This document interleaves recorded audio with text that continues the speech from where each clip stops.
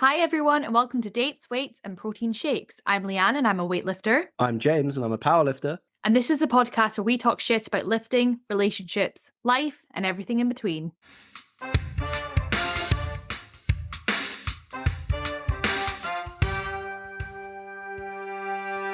Hello, listeners, and welcome back to another episode of Dates, Weights, and Protein Shakes. We are your sexy, sexy hosts, Lianne and that other guy. That's it. James asked me to start the podcast today, and I didn't know he was going to do that. I thought that was a funny little bit. I thought that would, if I was scrolling through YouTube Shorts, I'd be like, I'd watch that podcast. Well, if it catches your attention, James, then it'll catch the attention of other teenage boys who like that sort of thing. So well, they're the prime audience for this podcast. I actually think our prime demographic is young women, which is quite nice. So, hello, women. I almost said I like young women, and then decided not to say that. Don't say that. Yeah. It's a lovely Tuesday evening here in Eastleigh. Mm-hmm. It's really, really hot, hence why we're recording at like 9:45 because we would be far too shiny. Yeah, and sweating. I just refuse. I mean, the sweat is like happening, but I feel like you can't see it as much. So if you see sweat marks at any point, no, you don't. Just ignore that. Tactically worn my new black A7 Demand Greatness bar gripper shirt. That was my birthday present from you. That was one of the birthday presents. Yeah. I now demand greatness. Before I demand mediocrity. Now I demand greatness. That's great. And before we get emails saying, James, that's not an IPF approved t-shirt. I know. But if you're on your own in the gym and you're trying to chalk your back, you look like a crazy person. It's pretty difficult. And I just thought, because I'm not there to train with you most of the time now, I can't chalk up your back and draw little pictures on there. So you're going to have to just have something for a loaner. This is my kind of Lianne replacement. Yeah. I can be replaced by a t-shirt anytime. So yeah. And I was just an hour ago wearing my other black A7 bar gripper t-shirt because I was in the gym. So if anyone's wondering why I look all red and sweaty, I was literally at the gym like 45 minutes ago. I feel like I can maybe do some like color correcting on this when I edit. So we'll see how ready I'm not sure you have those facilities, big man. Yes, I have iMovie. Yeah. You're an iMovie whiz. Yeah, I use it. Talk about. I'm glad after nearly a year of doing the podcast, you've become an iMovie wizard. I mean, James, we still can't record properly, so it's we're doing our best here. We're doing our best. We are. If nothing else, we now at least know how to use a camera, kind of, and iMovie, kind of. So the podcast was worthwhile. Yeah. It still is worthwhile. I'm not going to talk about it in the past tense. We have no intentions of ending the podcast. Well, I hope we wouldn't be ending the podcast anytime soon, James, because we're coming up to our 1-year anniversary. Yeah, I'm fairly certain our next episode will commemorate 1 year of doing the podcast, which is very exciting. Yeah. It's flown by far too quickly. I genuinely cannot believe that it's been a year since we started. Like, I don't know what we've done within that time, but we have done quite a lot. It's just a struggle to think of it. Well, if you look back, we did kind of set some goals and aspirations. I wanted to get a 200 kilo squat. I've achieved that. Yeah. I wanted to become less neurotic about the gym. I've achieved that. Yeah. You wanted an 80 kilo snatch. I think you said that at one point. Goal?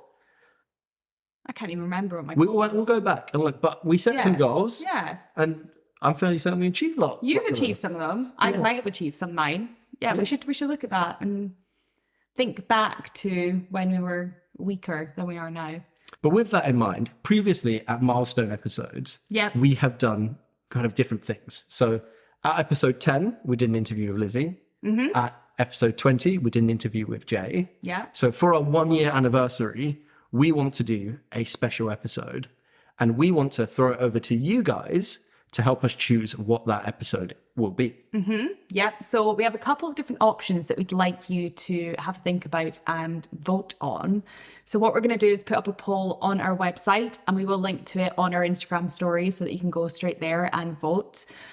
Do you want to go through what the options are currently? Yeah. Or what we have in mind? So the options will also have sub-options. So once we've chosen the overarching option, we'll ask you for your input for which of those you want it to be. Okay. So option number 1 is a special interview with a special guest. Okay. Yeah, pretty standard. Done that before, so that would be a fun one. Do we know who the guest is going to be? We don't know who the guests will be. Tentatively, maybe Psychology Ian, maybe Craig, although I'm not sure Craig's keen on it, and I'm not going to force him to do it if he doesn't want to. We could force him, I think. Yeah. We could pin him down. Even the two though of us. he's the size of a medium malnourished child, I reckon he's scrappy, and if we tried to pin him down, he'd beat us in a fight. I have no doubt. He could easily get us on our fronts with our hands behind our backs, at the same time. Not in a weird way, but he could. Yeah. Or gym boyfriend Jay again. I think we have more to dig in with him. There's some potential Let's options. get Jay back on. Jay in video would be a treat for everyone. Yeah, true. I don't know where he'd sit. Would he sit here? Maybe we could sit him in front of us and he could We just could be get like him on a video. silhouette. Yeah. We'd Yeah. have to get him on. We'd the have to street. entice him over with a foam roller and snacks or something like that. Yeah. Option number 2 would be a fitness challenge. Okay. So I think the idea with this is we choose a CrossFit WOD with maybe a little bit of running in and lots of reps. We'd go down to Lakeside probably at a weekend, and we'd film some of us doing the WOD. We'd record some insights while we're doing the WOD, and we can maybe let you guys choose the WOD. I can't run. I just have to say that right now. I think you need to be more positive about this one, because then people are less likely to make us do it. Yeah, guys, I really would like to do a WOD, so please vote for that one and not the other ones. Thank you. Option 3 would be hot ones, but this time with actually spicy sauces. Yes. So last weekend, it was your hen do and my stag do. It was, Very yeah. exciting. We're getting married soon. And as part of that, my best man sourced some obscenely spicy hot sauces. One was so hot, it made one of my friends cry. What? Yeah. There were 10 sauces. The last 5 were probably as spicy as the hottest one we've done so far on the podcast. Yeah. They're So- really bad. We could do that again and actually hurt ourselves. And then the option 4, which I think would be absolute chaos, but really fun, would be a cook-along with us. I've talked about gym rat recipes and my love of cooking. Yep. I could put up some recipe options and we could film and record a little cook-along for you guys to let you in on what we eat, how we cook, and how we think about nutrition and eating, and something a little bit different as well. So when this episode goes live, we'll put that poll up on our website and we'll share a link to that on our Instagram stories, and you guys can choose what we'll do for our special commemorative 1-year episode. Please choose wisely.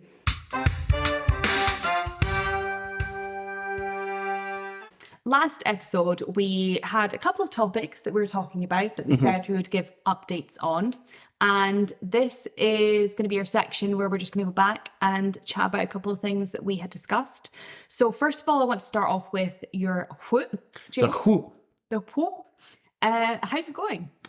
Overall, I like the whoop. I'd give it 7 out of 10. Okay. So better than average, Yeah. but Yeah. still some teething problems. Okay. Having said that, I have literally within the last hour and a half, while I was at the gym, paid for a 1-year membership. So it can't be. I was going to say, because you've just spent quite a bit of money on, a year membership to the Whoop. And why is it 7 out of 10? And then why have you decided to keep going with it? Well, remember, and I'm not going to wax lyrical on this, but on a 0 to 10 scale, 5 is average, 7 out of 10 is better than average. So this is a true scale as opposed to an emphasized Yeah, kind of I think most people, when they use a 0 to 10 scale, will say that something that is 7 out of 10 is average. And that's not correct. 7 out of 10 is better than average. Anyway, we could discuss that. It just shows how neurotic James is about everyday life. Okay, so It's just maths. just It's just how it's how numbers work. so why is it above average then? So I like that it gives me insights into my life. Yep. And it gives me data, numbers. I like numbers. You love data. Yeah. I love numbers. That help me quantitatively assess how I'm doing, how hard I'm working. Yep. And I think it encourages me to be more mindful about sleeping, resting, recovery, and training. Yeah. So I can train more effectively and efficiently, especially when I'm kind of going through this period where I'm commuting a lot more. Work is a bit more taxing mentally, and I'm changing when and how I am training. Yeah. So I think it's positive to have something that's kind of giving me that insight. It's not perfect, however, because nothing is perfect, and there are some teething problems. I would say the Whoop has struggled to get normalized data from me so far. Right. Because I haven't been in my routine. I've been on my stag do. Yes. I've been a little bit all over the place with work. And really, I think to use it most effectively, you need 4 or 5 weeks of really consistent data where you're in a routine, you're going to sleep at the same time, you're waking up at the same time, you're training in broadly the same way. Yeah. So I think sometimes it gives me a recovery score that's very high and I'm not ready to train effectively. Sometimes it gives me a recovery score that's too low and actually I'm feeling quite good. Yeah. And sometimes it thinks I'm working harder than I am or not as hard as I actually am. So you have to take the data with a little bit of a pinch of salt. I feel like that's quite frustrating. And it's going to be interesting because I've just got a month trial of the Whoop, which is going to be coming in the next couple of days for me. So I will be updating on my experience with it. But if it's telling you to train when you're not actually ready to train, why is that data? Well, one, you shouldn't just mindlessly follow any tool and be like, I have an 85 recovery score, I'm going to train really hard today. And it's personalized, each person who uses it. Some day where I have a certain heart rate variability or certain skin temperature or resting heart rate will be a really good day to train for me, but may not be a good day to train for you. Yeah. And it needs to establish that baseline. Yeah. And any tool is only as good as the data you put into it. Yeah. So I have been putting shit data into it. But you've been putting real data into it. But also it's not like when I was on my stag do for reason, not because I was out partying, because I got stuck in a traffic jam. I only had 4 hours of sleep. Yes. And if in my first 21 data points, I'm telling it I'm having 4 hours night's sleep. Okay. You know, I've got kind of these steady ones and a massive outlier. Right. The outliers affect it more than they actually should. Okay, I understand what you mean. Yeah. So that's why I've got the year, because I want to kind of set that baseline. And then, 2-3 months down the line, it's going to be really accurate and really good. Yeah. So I will say, if you do get a Whoop, don't start trusting it straight away. Okay. Fair enough. Another thing that people should be aware of is it really is important to wear it when you sleep. So 2 nights ago, I wore it weirdly when I was sleeping, didn't track my sleep, gave me a shit recovery score. So I know for the next 2 to 3 days, it basically didn't record 3 hours of my sleep. So it's going to tell me I have this massive sleep debt and my recovery score is going to be brought down because of that. Yeah. I know you don't like wearing your Apple Watch in bed, for example. Yeah. So it might not be good for you, hence why you're only doing the month trial. Yeah. Because if you don't like wearing it when you're sleeping, it's pointless having it. Yeah. Because it tracks your sleep, your recovery score is heavily dependent on your sleep. Yeah. So if you don't wear it when you're sleeping, not really. No, that makes sense. Yeah. Okay. So overall, good. I like it because I like data. Yeah. I like having that third party kind of give me an insight into how I'm trading, how I'm doing. But some teething problems and maybe not for everyone. Fair enough. Well, I'm excited to use it and see how it is.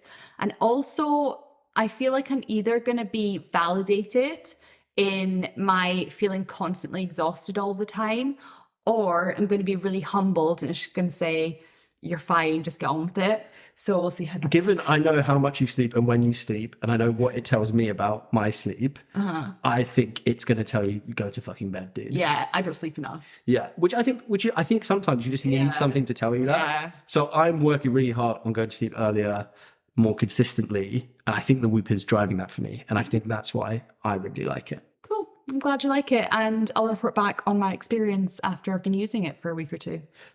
And linked to the Whoop, last week we discussed that we were going to the Southern Quarter Takeover for a little max out, and we said how it would go.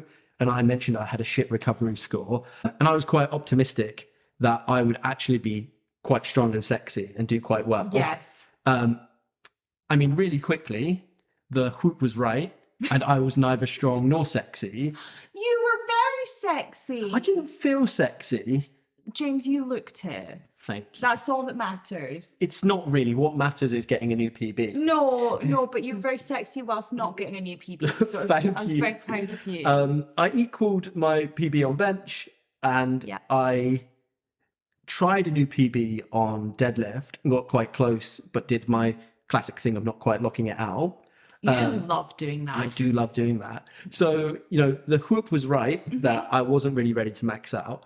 Yeah. On the positive side, if I go to bed properly and have a good recovery score, You'll probably do fine. it means I can probably get some new PBs. Yeah. If I can equal my old ones while feeling shit, probably a good sign that when feeling good, and also when not midway through a volume cycle and having actually had a peak programmed, Yeah. I could probably do better. Wasn't the time for you, was it? Yeah, in lots of ways, it was not the day to be maxing out. Yeah. And I did say after my last comp review that I wasn't going to max out till December. And I think I should have maybe, continued on that trend. Yeah, that's But very nice. that's me. I don't matter. You're much stronger and sexier than me. How did your day go at the Southern Quarter Takeover? I don't agree with that previous statement, James. You do matter, and you're a very sexy man. So just want to clear that up. But I think Everyone, please send James messages on Instagram saying how sexy he is. Thank you. but under the same token, on that day, I would say you were both stronger and sexier than me. Thank you very much. I did feel very strong. Do you feel sexy? Always, Good. as I said in the previous podcast.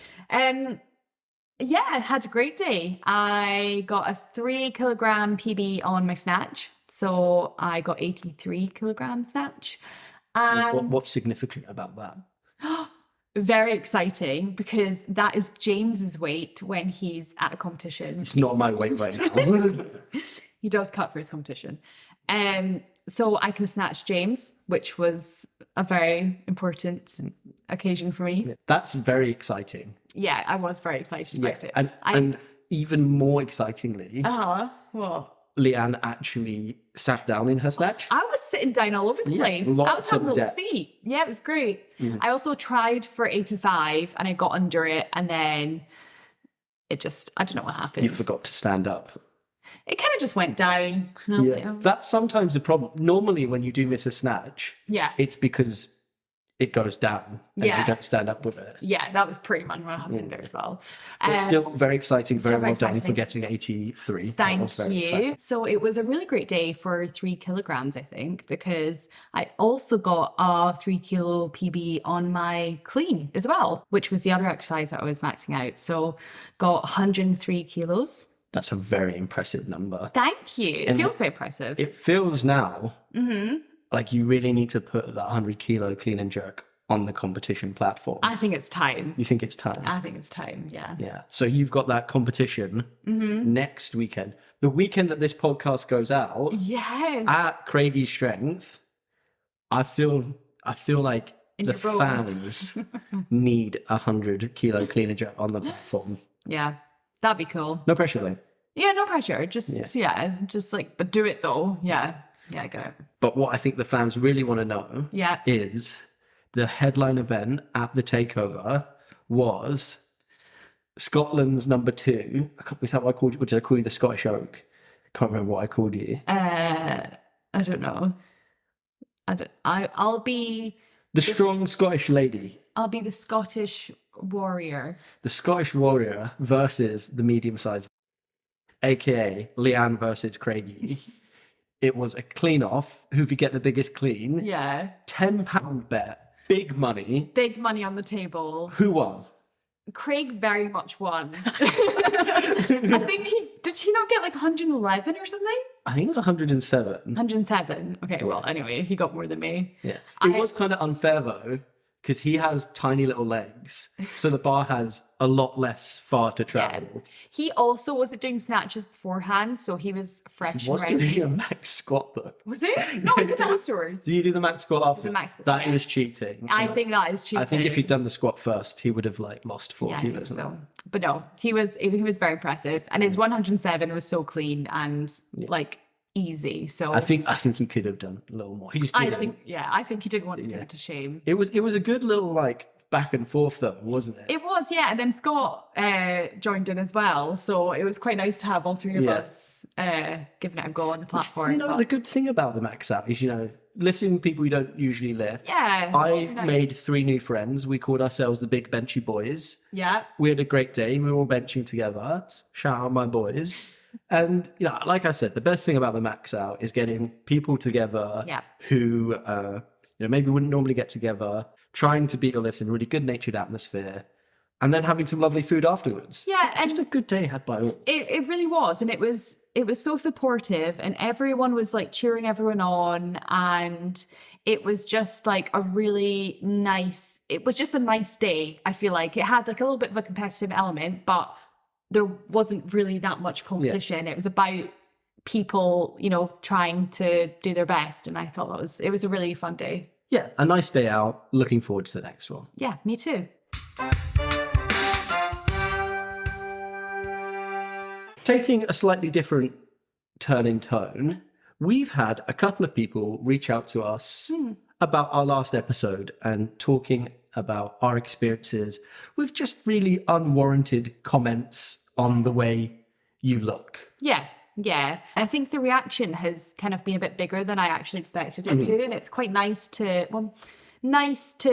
hear people kind of wanting to, you know, come to us and talk about their experiences, but also like a little bit sad because other people go through this every day as well and have people say things to them that just isn't necessary and can make them feel bad. And I think one example I just wanted to talk about was our friend who is a coach, and he was told by one of his clients that he doesn't look strong, or that he doesn't believe basically that he can lift the numbers that he was saying he could lift. And this person deadlifts more than me. Yeah, and he's like the deadlift king. He's absolutely insane. Yeah. And I just think that that's quite a different context as well to what we were talking about. And this actually caused me to reflect on something that I'd said, I think a couple of weeks ago when you'd asked me, we were talking about a PT in the gym who just likes to eat whilst he's coaching his clients. And you'd said to me, if you saw a PT in the gym, what would you expect to see? And I think one of the first things I said was, I would expect them to look like they knew what they were doing, or look kind of a certain way. And I actually think that was a really ignorant thing for me to say, because realistically, I don't actually think that, but I think the way it came across was that I expected them to be muscly or for them to be big. I think what I was actually trying to say there was I would expect them to be able to do the types of movements themselves that they were expecting me to do, because I think that's a great way for them to be able to communicate the right way to do certain movement or form. But I think those types of things are really good for just making you more aware of what you're saying to people.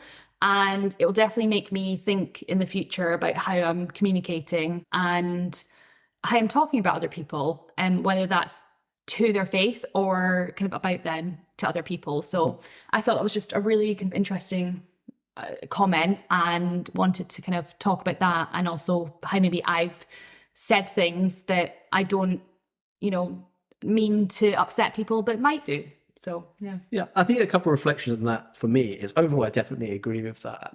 I think the thing about telling someone that they don't look like they lift is so just unacceptable. Because I think a lot of people get into the gym, and this is just anecdotally based on my experience, is a lot of people get into the gym because maybe they don't like the way they look, or they want to change the way they look.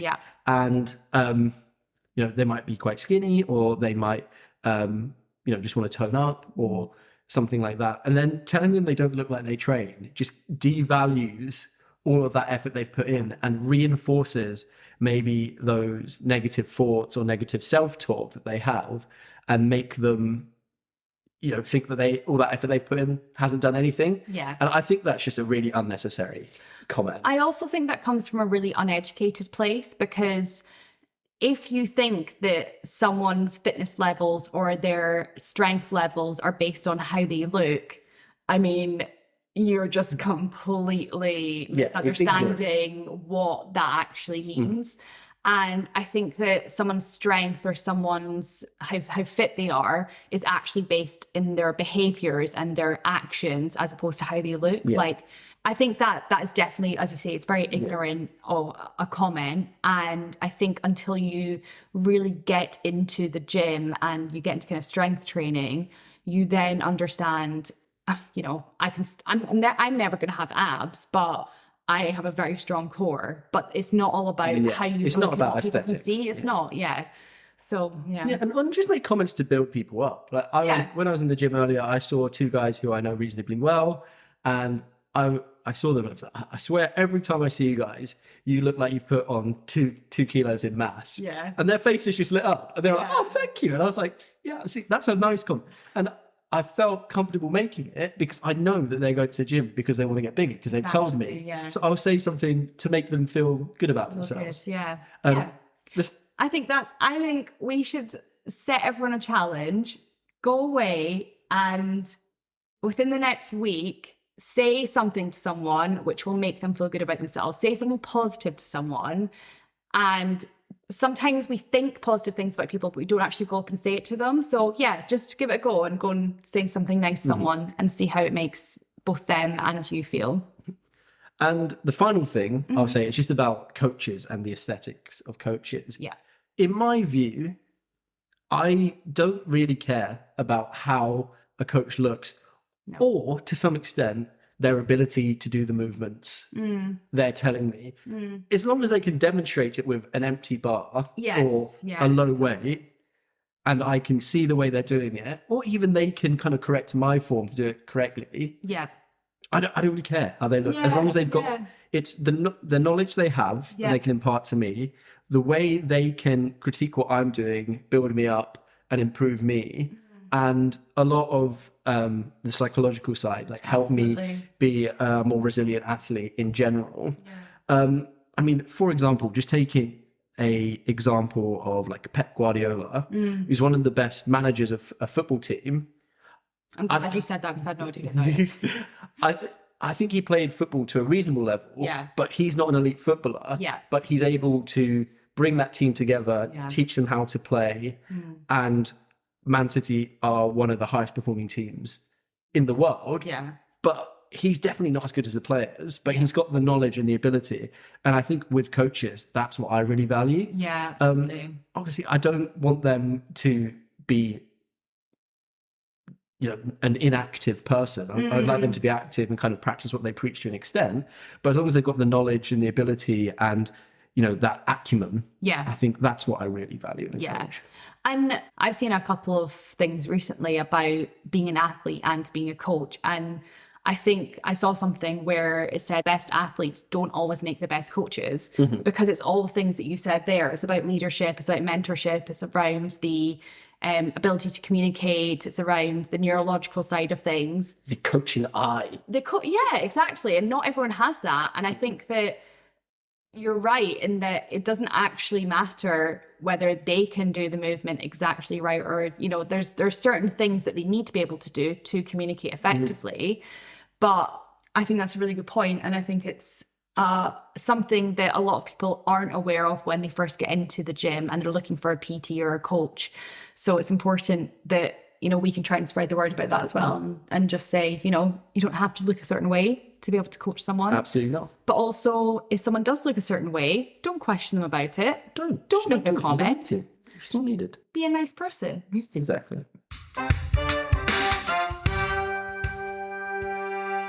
We have spent a lot of time on this podcast bullying. I don't know if bullying is too far. Discussing. Abusing. Poking fun out. Chatting about. Essentially commenting on other people, how they lift, being a bit uneducated and doing weird stuff in the gym. Yes. Yeah. I feel like it's maybe time that we expose ourselves and make it clear that we have and do also do stupid things in the gym. Yeah.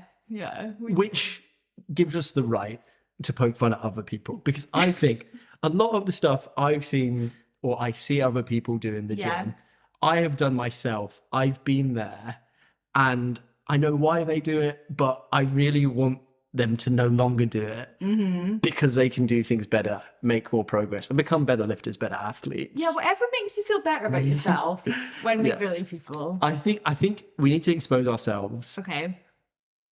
So I feel better about bullying other people, Okay. basically. Fair enough. We can do that. So my question to you this week is, what is the stupidest thing you've done in the gym?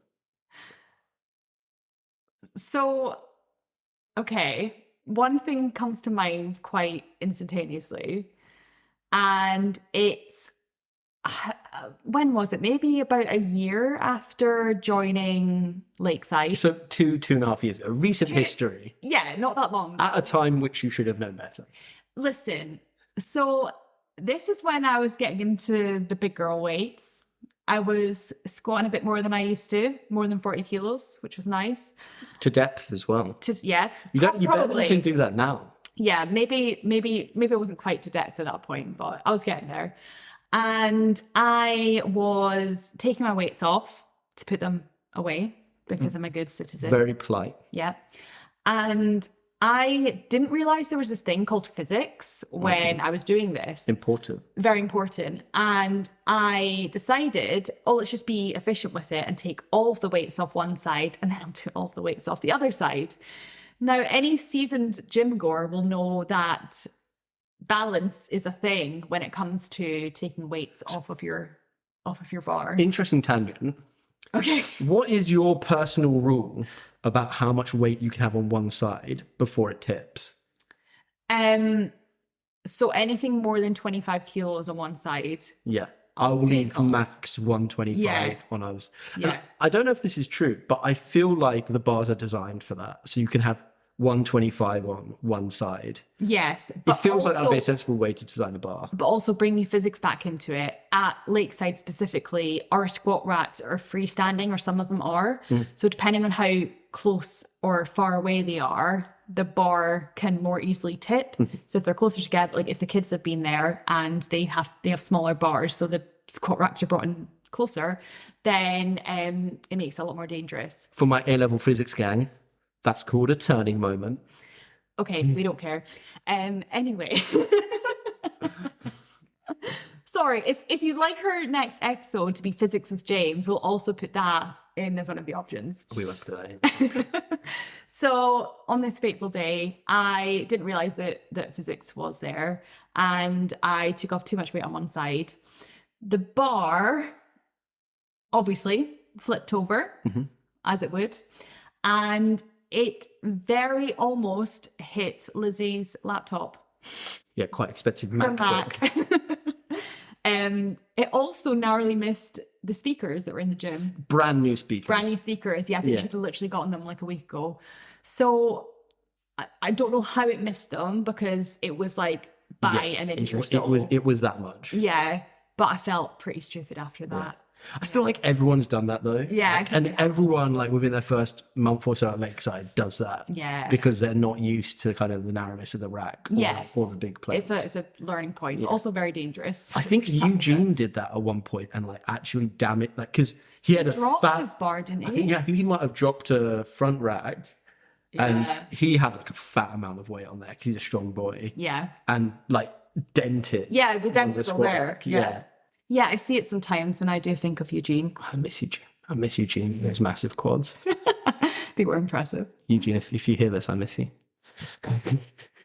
So yeah, that was my stupid moment in the gym. Well, there's been more, but that's probably the stupid and relatable and almost expensive. Yeah, almost a very expensive mistake. I won't be doing that again. Yeah, please don't. But James, what is your most stupid moment in the gym? Other than using a combination of cognitive dissonance and the fact that I've watched a couple of YouTube videos to ignore people who knew better than me and not get a coach for the first 3 years I was training and waste the best training years of my life. Other than that. Okay, yeah, other than that. Other than that. What was it? So, if you don't like blood and injuries, maybe skip like the next 10 minutes. Oh God, I forgot about this. Yeah. We're not going to show anything, right? No, we won't show anything. There are only pictures. I am wearing shorts, so I can display. Get your leg out. This, looking at this wound here made me think of this. What?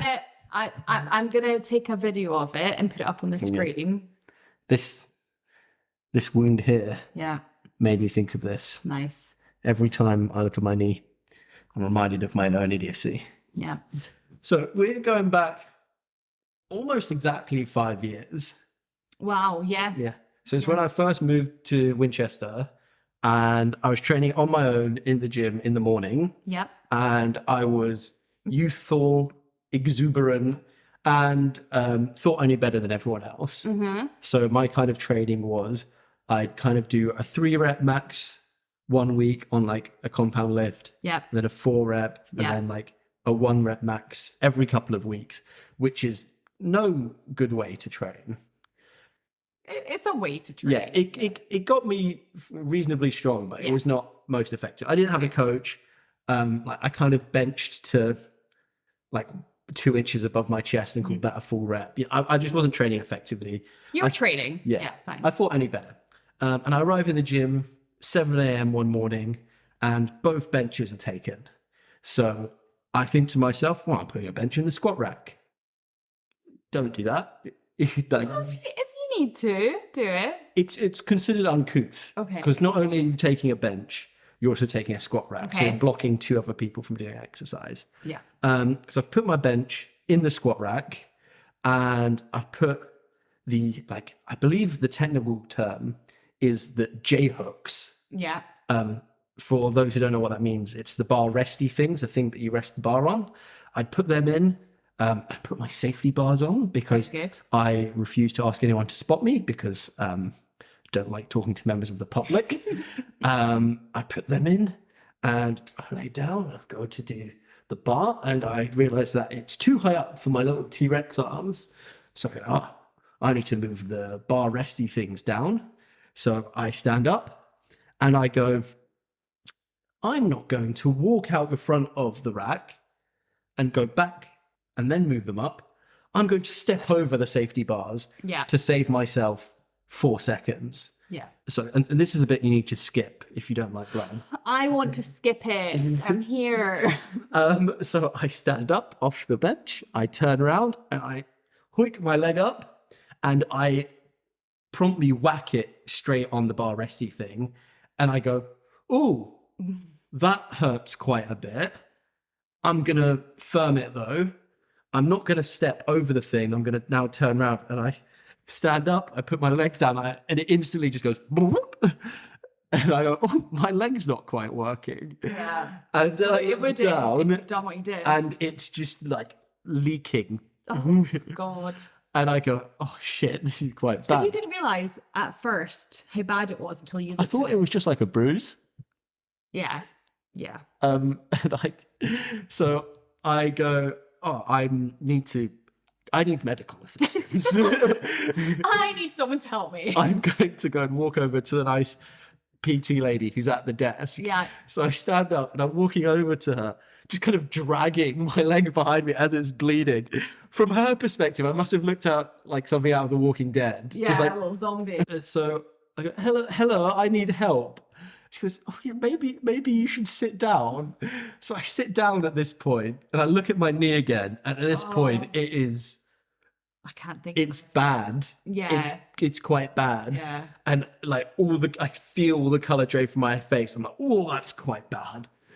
Okay. So Places Leisure, Fleming Park, shout out, they looked after me. And here's where it gets really quite silly. Yeah. At this point, I couldn't drive. Yeah. I don't know why I've said at this point because I still can't Yeah, I drive. was going to say. I've been in the area like 6 weeks. I don't know anyone except the nice 34-year-old man who drives me to work sometimes. Yeah. So I had to call him up and say, hi, I've had an accident in the gym. They won't call me an ambulance. Could you take me to the hospital? And the very nice man did take me to the hospital. Yeah. And then I had to call up my work where I'd been 6 weeks, was still on probation, and then explain to them that I'm a moron. Yeah. While they're basically still deciding whether or not to actually hire me. I mean, I don't think they're going to decide to fire you. It definitely doesn't go in your favour that you've broken your knee in the gym because you... I don't think anyone's going to hold you against that. Well, it's quite stupid, isn't it? It's an accident.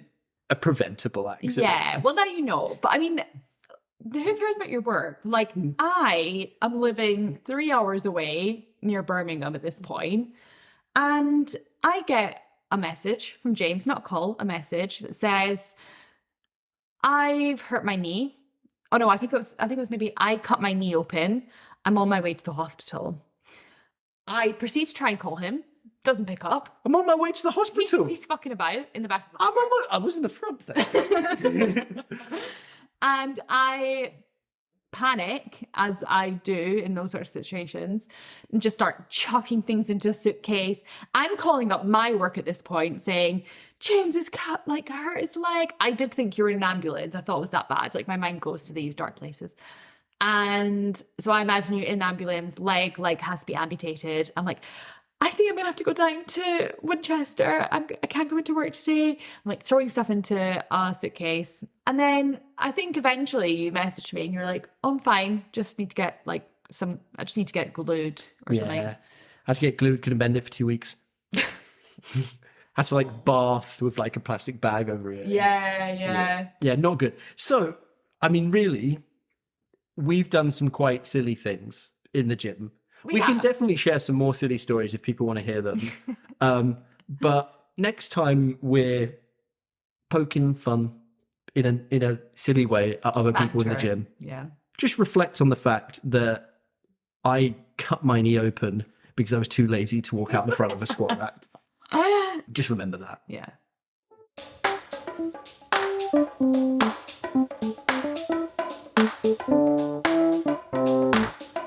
And that brings us to the end of another episode of Dates, Weights and Protein Shakes. As always, we hope you did enjoy. And please go to our Instagram, go to our website and vote on the poll to let us know what you want us to do in our special 1 year anniversary edition. Do you want us to do CrossFit? Do you want me to teach you how to cook? Do you want to maybe get Craig on the episode? Or gym boyfriend Jay? Or do you want us to eat spicy hot wings again? Like really like painfully spicy. Please let us know. We love doing things that you guys enjoy. So let us know what you enjoy and we will do it. Disclaimer, we probably will do all of those 4 things at one point. It's just which order we do them in. Definitely. You can find us on Instagram at Dates, Weights and Protein Shakes. We've also got our website, which is datesweightsandproteinshakes.com. And we're also on TikTok at Dates, Weights, Protein Shake. And please remember to subscribe to the podcast and turn notifications on wherever you do watch or listen to our podcast. We do have our YouTube channel, Dates, Weights and Protein Shakes, and the podcast is available on Spotify, Apple Music, Deezer, SoundCloud, TuneIn, and all those good places you can find your poddies. And please remember to leave us a little like so we know that you're enjoying the content that we're putting out. And you can also leave a 5-star rating as well on any of the podcast platforms that you listen to us on. So that would be a nice little year present for us. You could be like the 20 strong and sexy people who've left us a 5-star rating on Spotify. That is the official way to become both strong and sexy. It's leaving this specific podcast a 5-star rating on Spotify. Absolutely. Certified to become strong and sexy after doing that. Mm-hmm. And until next time, may all your squats be deep and your spines be neutral.